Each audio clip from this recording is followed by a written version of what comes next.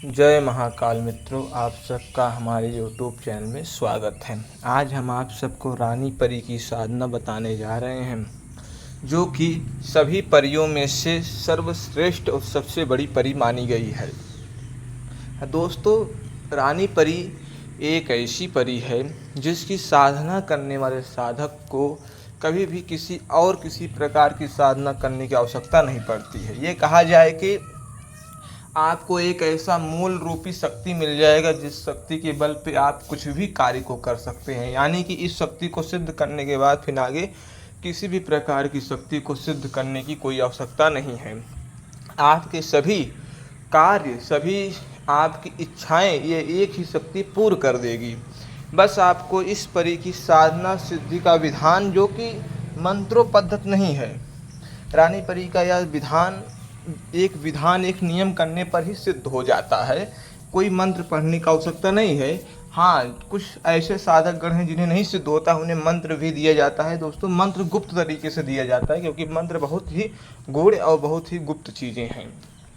अब आपको हम बताते हैं रानी परी की साधना, जो कि एक दिन में ही सिद्ध हो जाती है। यह परी एक दिन में इसलिए सिद्ध हो जाती है कि इस परी की साधना जो विधान मैं बताऊंगा, उस विधान को करने से परी को तुरंत ही भोग प्रसाद मिल जाता है और परी तुरंत खुश हो जाती है। मंत्र भी मैं अंत तक बोल दूंगा, आप उस मंत्र को याद कर लीजिए। बहुत छोटा सा मंत्र है, उस मंत्र को भी आप पढ़ सकते हैं। वैसे ये बताया गया है, जो साधकगण सिद्ध किए हैं या हमारे सानिध्य में जो साधनाएं आई हैं, कई ऐसे साधकगण हमारे पास हैं जो परियों की साधना के बारे में बहुत विशेष जानकारी रखते हैं। यानी कि उनका पूरा जीवन ही परी साधना में ही लगा हुआ है। उन्होंने बताया है कि रानी परी की साधना में मंत्र की कोई आवश्यकता नहीं है, पढ़ना चाहे तो व्यक्ति पढ़ सकता है। अब आपको हम बताते हैं इसका विधान, किस प्रकार से नियम को करके परी को सिद्ध किया जा सकता है।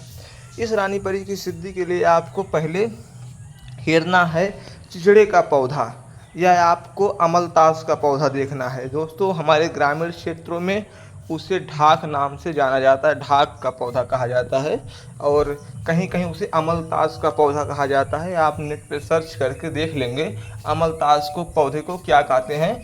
उस पौधे को आपको देखना है, जो कि झाड़ियों में बहुत बड़ा, बहुत विशाल पेड़ होता है, छोटे छोटे उसके पत्ते होते हैं।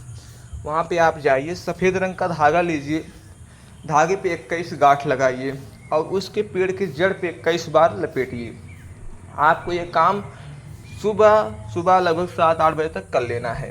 ये काम कर लीजिए ताकि कोई देखे भी ना, आपको कोई टोकने वाला ना मिले। देखे तो कोई बात नहीं। दोस्तों, उस पेड़ के तने पे 21 गांठ लगा के धागे को लपेटिए। धागे को गट्ठी मतलब मारिएगा, लपेट के उसी में छोड़ दीजिएगा, चिपका दीजिएगा पानी लगा के।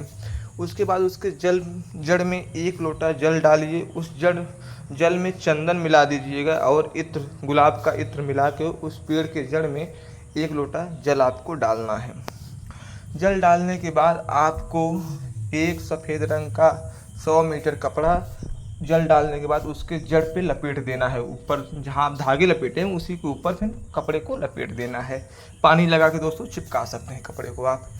फिर उसके बाद आपको वहाँ पे धूप बत्ती करनी है, खूब अच्छी महक वाली एक धूप बत्ती आपको वहाँ पे लगानी है दोस्तों। उसके बाद अब आपका वहाँ से पूजा एक प्रकार से पूर्ण हुआ। फिर रानी परी से प्रार्थना करना, हे रानी परी आप हमें सिद्ध होइए, आपसे हम सभी प्रकार के सत्कार और अच्छे कार्य करेंगे, इस प्रकार से आप विनती कर लीजिएगा। उसके बाद आपको 15 मिनट उसी के पेड़ के आसपास रहना है, घूमते रहना है, बैठ जाना है, आप उन्हें कर सकते हैं। उसके बाद उस जो सफ़ेद रंग का कपड़ा आप उसमें लपेटे हैं, उस कपड़े को निकालना है, निकाल के लाना है। रात्रि को सोते समय अपने सर के पास रख के सो जाना है। रात्रि को ही परी से आपकी बात हो जाएगी। रात को ही परी आपसे बात करेगी। आप उससे वचन ले लीजिएगा कि जो मैं कार्य कहूँगा वो कार्य आप करेंगे, जो मैं कहूँगा वो ला के देंगी और धन संपत्ति से हमें भरपूर मदद करेंगी। इस प्रकार से आप वचन ले लीजिए, तो परी आपको वचन दे के चली जाएगी। फिर जब भी प्रयोग करना हो तो आप गुलाब के इत्र की शीशी गुलाब की खोलिए और रानी परी का ध्यान करके अपने आसपास 2-3 बूंद गिराइए, तो रानी परी आपके सामने प्रत्यक्ष खड़ी हो जाएगी और आप जो कुछ भी परी से मांगेंगे वो सब चीज़ें ला के परी आपको दे देगी।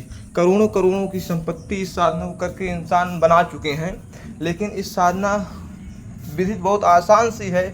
अब आप सबके मन में ये आ जाएगा कि ये साधना जब इतनी आसान है तो आज तक और कोई नहीं सिद्ध किया, तब तो सब लोग कर सकते हैं। बात सही दोस्तों, सब लोग कर सकते हैं, लेकिन जिसका मन हृदय पवित्र हो वही कर सकता है, जिसका गुरु बलवान हो वो कर सकता है, जिसके गुरु गुरु उस प्रकार से सिद्ध हो वो कर सकता है, जिसके पास मंत्रों की ऊर्जा हो वो कर सकता है, जो ओम नमः शिवाय का माला का किया हो जप वो कर सकता है।